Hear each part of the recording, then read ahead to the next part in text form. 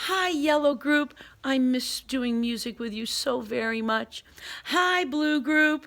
I miss you too. Hi, Green Group. We're always together on video, but I can't wait to see you.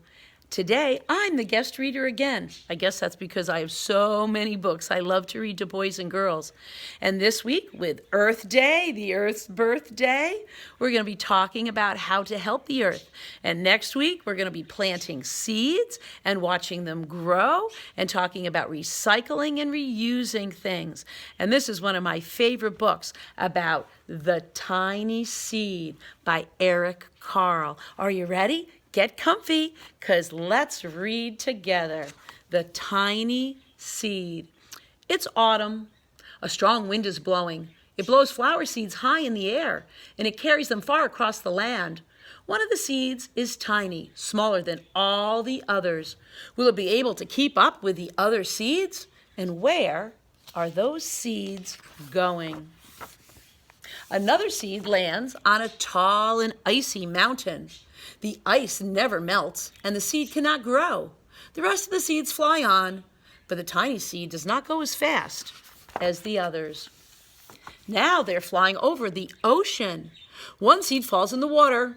The others sail on with the wind, but the tiny seed does not go as high as the others do. One seed drifts down onto the desert. It is hot and dry, and the seed cannot grow there. Now the tiny seed is flying. It's flying very low, and the wind pushes it on with all the other seeds. Look at them go.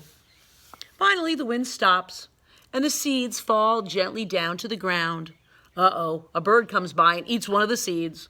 The tiny seed is not eaten. It's so small that the bird doesn't even see it flying in the air. Now it's winter. After that long trip, the seeds settle down. They look just as if they were going to sleep in the earth. Snow falls and covers them like a soft white blanket. A hungry mouse that also lives in the ground eats a seed for his lunch. But the tiny seed lies very still, and the mouse doesn't even see it. Now it's spring. After a few months, the snow is melted. It is really spring. Birds fly by, the sun shines, the rain falls. The seed grows so round and full. They start to bust open a little. Now they're not seeds anymore, they're plants. First they send roots down into the earth. Then their little stems and leaves begin to grow up towards the sun and air. There's another plant that grows much faster than the new little plants. It is a big fat weed, and it takes all the sunlight and the rain away from all the small little plants. Some of the plants won't be able to live with that weed. The tiny seed hasn't even begun to grow yet.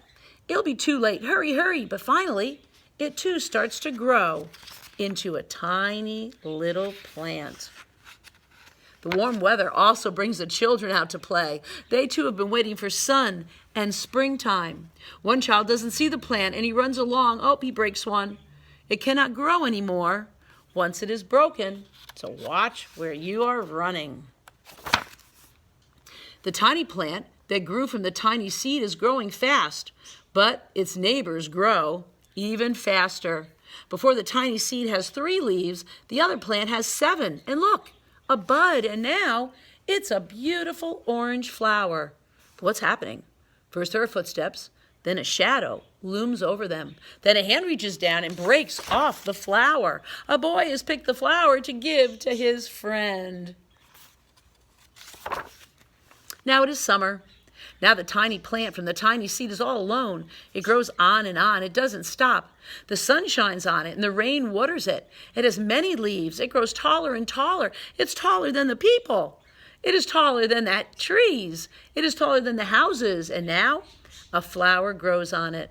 People come from far and near to look at this flower. It's the tallest flower they've ever seen. It's a giant flower from a tiny little seed.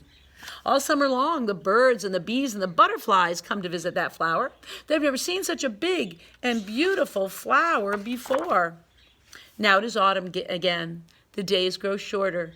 The nights grow cooler, and the wind carries yellow and red leaves past the flower. Some petals drop from the giant flower and they sail along with the bright leaves over the land and down to the ground. The wind blows harder.